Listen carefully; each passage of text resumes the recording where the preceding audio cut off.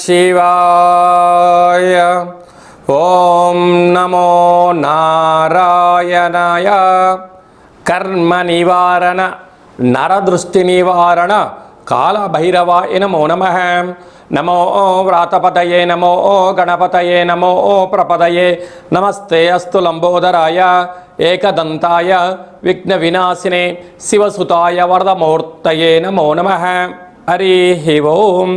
మా ఛానల్కి స్వాగతం. చూస్తున్న వీక్షకులకు ప్రేక్షకులకు ప్రియ కాళభైరవ భగవద్బంధులకి స్వాగతం పలుకుతూ మమ్మల్ని ఎంతగానో ఆదరిస్తూ ఉండబడినటువంటి ప్రియ సోదర సోదరీమణులకు అందరికీ కూడా ముందస్తుగా వినాయక చవితి పండగ శుభాకాంక్షలు.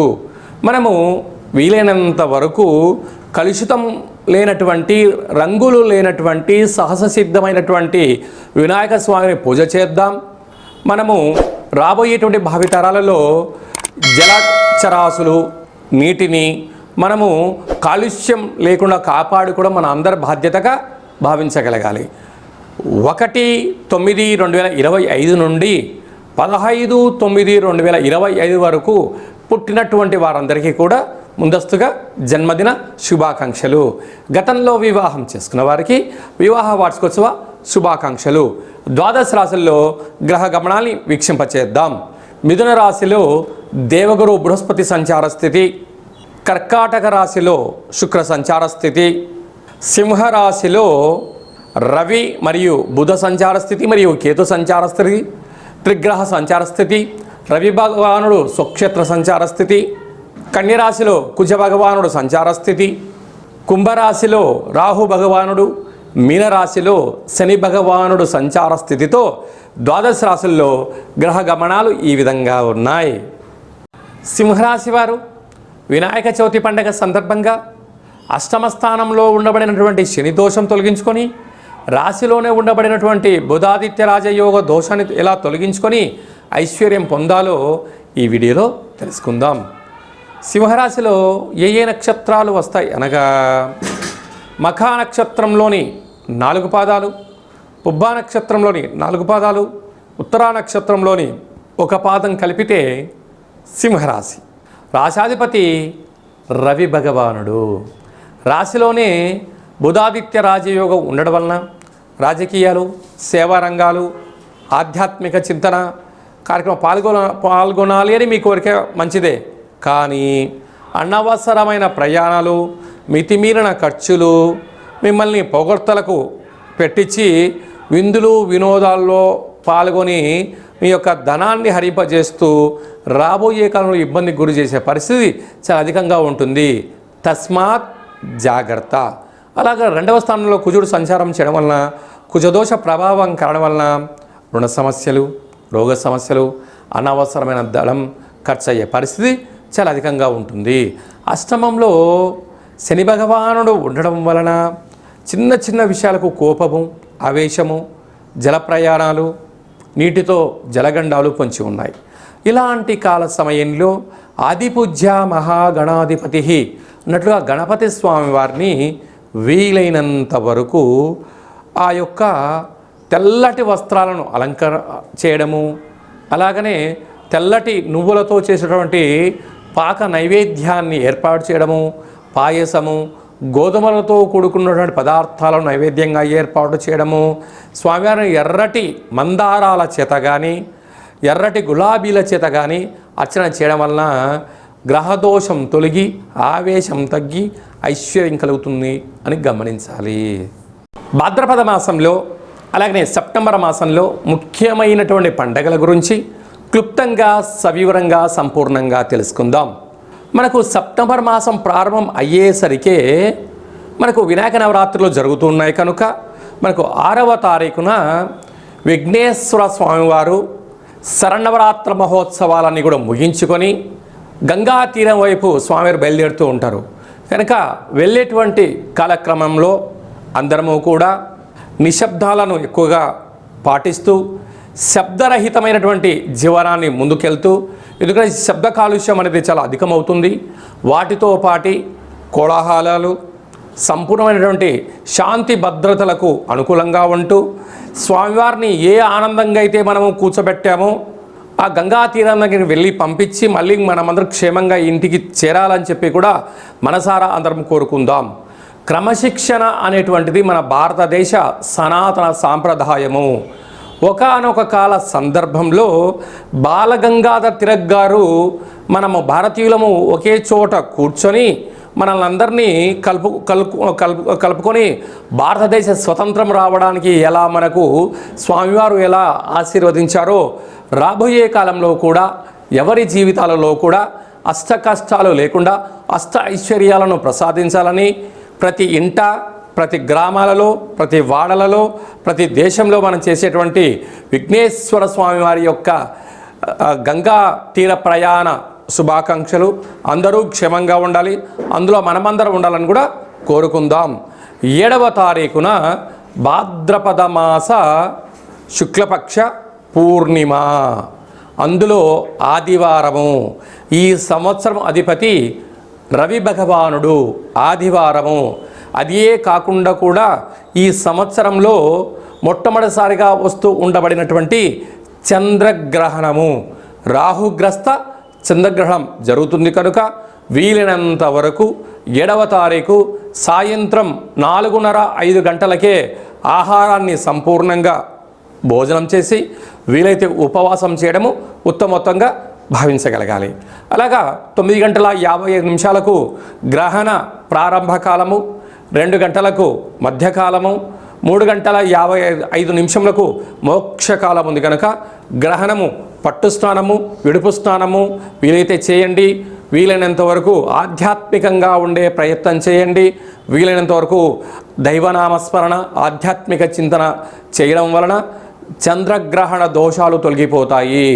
ప్రధానంగా ఎవరికి దోషం అన్నట్లయితే రాశిలోనే గ్రహణం జరుగుతుంది కనుక కుంభరాశి వారికి ఆరోగ్యాలు, ప్రయాణాలు, ఆటంకాలు, ఇబ్బంది ఉంటాయని చెప్పి గమనించాలి. 2వ రాశి అయినటువంటిది మీనరాశి వారికి వ్యయంలో గ్రహణం జరుగుతుంది కనుక అనవసరమైన ఖర్చులు, వాహన ప్రమాదాలు పొంచి ఉన్నాయి, తస్మాత్ జాగ్రత్త. అలాగనే అష్టమ స్థానంలో కర్కాటక రాశి వారికి అష్టమ స్థానంలో గ్రహణం జరుగుతుంది కనుక వీలైనంత వరకు దూర వాయు జల ప్రయాణాలు పెట్టుకోకపోవడము, మౌనము, ధ్యానము, ఏకాగ్రతగా ఉండడము, వీలైనంత వరకు నోరు ఉంది కదా అని చెప్పి దుష్ప్రవర్తన చేయకపోవడం ఉత్తమోత్తంగా భావించగలగాలి. అలాగనే అర్ధాష్టమ సంచార స్థితిలో వృశ్చిక రాశి వారు ఉన్నారు. యంత్రాలతో, ఆయుధాలతో, ఫ్యాక్టరీలలో, కర్మాగారాల్లో, గృహాలలో అంటే ఇంటి పని చేసేటువంటి వారందరూ కూడా ఎంతో జాగ్రత్తగా ఉండాలని జ్యోతిర్విజ్ఞానం తెలియచేస్తుంది. గ్రహణకాల సమయంలో వీలైనంత వరకు ఉప ఆవాసము, మంత్ర సాధన, గ్రహణాన్ని చూడకపోవడమే ఉత్తమోత్తంగా భావించగలగాలి. ఇలాంటి కాల సమయంలో విదేశాలలో ఉండబడిన వారు కానీ మనకు దగ్గరగా ఉండబడిన ప్రాంతాలు ఈ దోషం తొలగించుకోవడం కోసము వీలైతే జపతర్పణాలు చేయండి. దోష గ్రహణకాల తదనంతరము దగ్గరగా ఉండబడిన దేవాలయానికి వెళ్ళి ఆ యొక్క పూజారులను చెప్పినట్టు విధంగా ఆ రాగి చెంబు నిండా పాలు, అలాగా మరొక కేజీన్నర మినుములను దానం చేయడము, జపము, తర్పణము, హోమం చేయించుకోవడము ఉత్తమోత్తంగా భావించగలగాలి. ఇదల్లా కుదరలేనటువంటి వారు ఈ కింది నెంబర్ సంప్రదించగలిగినట్లయితే మీ యొక్క గోత్రనామములతో పూజ చేయించి ఆ యొక్క జప ఫలములను మీకు అందజేయడం జరుగుతుందని చెప్పి కూడా గమనించగలగాలి. అదే కాకుండా ఈ సంపూర్ణమైనటువంటి దోషాలు ఎవరిపైన ఉండకుండా ఉండాలని కోరుకుంటూ అందరికీ ఐశ్వర్యాన్ని ప్రసాదించాలని కూడా ఆ యొక్క రాహు భగవాను, చంద్ర భగవాను కోరుకుందాం. 14/9/2025 భాద్రపద మాస బహుళ అష్టమి తిథి యందున మనకు భాద్రపద మాసం అనగానే పితృపక్షాలకు మనకు గుర్తు వస్తూ ఉంటుంది. అలాగే అష్ట కష్టాలు తొలగించడం కోసం ఆ రోజు వీలైనంత వరకు గతించట పెద్దవారి పేరు మీద స్మరణ చేసి కాకులకు, ఆవుకు ఆహారాన్ని, సాధువులకు అన్నదానాన్ని, స్వయంపాక దానాన్ని చేసినట్లయితే గృహంలో ఉండబడిన అష్ట కష్టాలు తొలగిపోతాయని చెప్పి గమనించగలగాలి.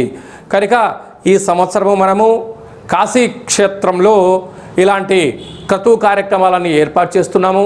అలాగనే గయా, అయోధ్య, మనకు విశేషమైనటువంటి ఎక్కడైతే పిండ ప్రధాన కార్యక్రమాలు చేయాలో అన్ని ప్రాంతాలలో మనము ఈ కార్యక్రమం ఆచరింపచేస్తున్నాం. అంటే మన పెద్దవారు పాడ్యమి తిథి ఎందున పరమపదింపజేశారు అనుకుందాం. చైత్రమాసమో, వైశాఖ మాసమో, జ్యేష్ఠ మాసమో పాడ్యమి తిథి ఎందున వాళ్ళకు గుర్తుపెట్టుకొని స్వయంపాక దానము ఈ యొక్క కార్యక్రమాల పితృ కార్యక్రమం ఆచరింపచేయడము యోగదాయకం. ఏకాదశి రోజు కాలమయ్యారు, ఏకాదశి రోజు కార్యక్రమాలు ఆచరింపచేయడం. అలా కుదరలేనటువంటి వారందరూ కూడా అమావాస్య తిథి ఎందున ఈ పితృ కార్యక్రమాలు ఆచరింపచేయడం వలన వారి యొక్క వంశదేవతలు, కులదేవతలు, పితృదేవతలు ఆశీస్సు కలిగి వారికి వారి యొక్క అనువంశికానికి పుత్ర, పుత్రిక, పౌత్ర, రాజయోగ ఐశ్వర్యం కలుగుతుందని చెప్పి కూడా గమనించగలగాలి. అలాగే భూమండలానికే కైలాస క్షేత్రం అయినటువంటి మనకు విశేషమైన కాశీ క్షేత్రంలో, అలాగనే రావణ బ్రహ్మ గారు స్వయంగా తన యొక్క చేతులతో ఆత్మలింగాన్ని తీసుకొని వచ్చినటువంటి క్షేత్రంలో మనం ఇలాంటి పితృ కార్యక్రమాలను ఆచరింపచేయడం జరుగుతూ ఉంటుంది. అలాగా మనం ఆయా స్థలాలలో మనం పెట్టినట్లయితే విశేషమైన పుణ్య ఫలితం కలిగి కోటి జన్మల పుణ్య ఫలితం కలుగుతుందని చెప్పి కూడా గమనించాలి. ఈ విధంగా అందరికీ శుభం, జయం, లాభం కలగాలని కోరుకుంటూ ఆశీర్వచనం. ఓం శతమానం భవతి శతాయు పురుష సతేంద్రియ ఆయుష్యేవేంద్రియే ప్రతిష్టతి ధనం ధాన్యం బహుపుత్రలాభం శత సంవత్సరం దీర్ఘమాయు సర్వే జనా సుఖినో భవంతు లోకా సమస్తా సుఖినో భవంతు సర్వం విఘ్నేశ్వరార్పణమస్తు. హరి ఓం. ఈ వీడియో మీకు నచ్చినట్టయితే లైక్ చేయండి, షేర్ చేయండి, మా ఛానల్ని సబ్స్క్రైబ్ చేసుకోండి. ఆధ్యాత్మిక భక్తి సమాచారాన్ని అందరికన్నా ముందుగా మీరు తెలుసుకోవాలి అనుకుంటున్నట్లయితే ఈ యొక్క భక్తి సమాచారాన్ని భగవద్బంధులకు, మిత్రులకు, స్నేహితులకు చేరవేయండి. హిందూ ధర్మాన్ని కాపాడండి. మరొక చిన్న విషయం ఏమిటనగా, మీ వ్యక్తిగత జాతకం తెలుసుకోవాలి అనుకుంటున్నట్లయితే మీ యొక్క పేరు, పుట్టినటువంటి తేదీ, నెల, సంవత్సరం, సమయం రాసి మీరు పంపించగలిగినట్లయితే 100 సంవత్సరాల జాతకాన్ని రాసి పంపించి మీరు పుట్టినప్పుడు గ్రహ గమనాలు ఎలా ఉన్నాయి, మీరు ప్రస్తుత కాలమాన ప్రకారంగా గ్రహాలు ఎలా ఉన్నాయి, భవిష్యత్తులో ఎలా ఉండబోతున్నాయో తెలియజేయడం జరుగుతుందని కూడా గమనించగలగాలి. చాలామందికి డేటా బర్త్లు లేనటువంటి వారికి పేరు యొక్క మొదటి అక్షరాన్ని అనుసరిస్తూ రాశిని తెలియచేస్తూ రమణ శాస్త్రం ద్వారా అనగా గవళ ద్వారా భూత, భవిష్యత్, వర్తమానాన్ని తెలియజేయడం జరుగుతుంది. కనుక ఈ కింది నెంబర్ని సంప్రదించి అపాయింట్మెంట్ తీసుకొని సంప్రదించగలరు.